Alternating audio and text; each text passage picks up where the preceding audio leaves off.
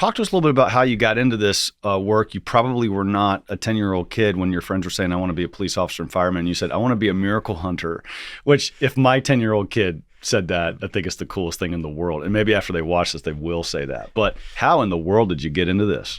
Yeah, it's interesting. Of course, as you allude to, there's no such thing as a university degree or a program or maybe even a course on how to study miracles. So this is something that doesn't really exist until I decided to tackle it. But the inspiration for this, I think that like a lot of good things in life, this came from my mother.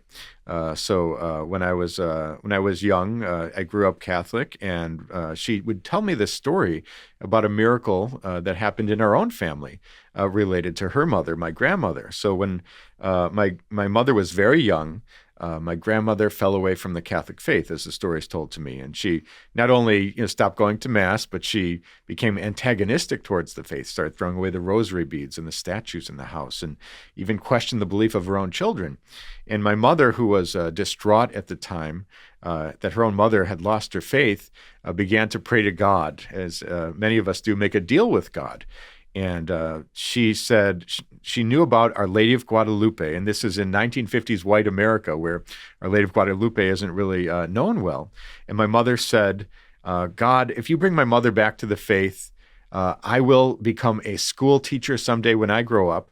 And every December 12th, on the feast day of Our Lady of Guadalupe, I will tell the story of the miracles of the Tilma and St. Juan Diego. And if you bless me with any children growing up, then I will tell them every December 12th the story of Our Lady of Guadalupe. Well, fast forward many years later, my grandmother returns back to the Catholic faith. My mother keeps her promise, becomes a school teacher, and for over 30 years, every December 12th, tells them the story of Our Lady of Guadalupe. And every year, she told us as kids the story of Our Lady of Guadalupe. And it became, to me, the second greatest story that's ever been told. And I just love the story of the Tilma, the miracle, the apparition, everything that has stemmed, all the conversions that came from it. And so even to this day, I talk to my mother every December 12th, and we talk about Our Lady of Guadalupe. So for me, that was sort of the opening of my eyes to miracles. And that sort of got me going, looking at the miraculous. That's incredible to, the impact that a mother can have on her young child, just simply brushing up against one of the beautiful devotions of the church. I've seen in my own life, raising my kids, being associated with TAN all these years now, that when we expose children particularly to the devotional life of the church, which the Tilma fits much more into than theology or catechesis. It's one thing to kind of hit your kids in the head with the Baltimore Catechism, which I love the Baltimore Catechism. It's another thing to raise them within the devotional life of the church. And it sounds like your mother kind of like made a little deal with God, which we do sometimes, but it exposed you at a very early age to that side of the church. And look at the fruits that it's paying off. That's amazing. Yeah, it's been a true blessing. And I cannot even begin to talk about how lucky I am to have this job.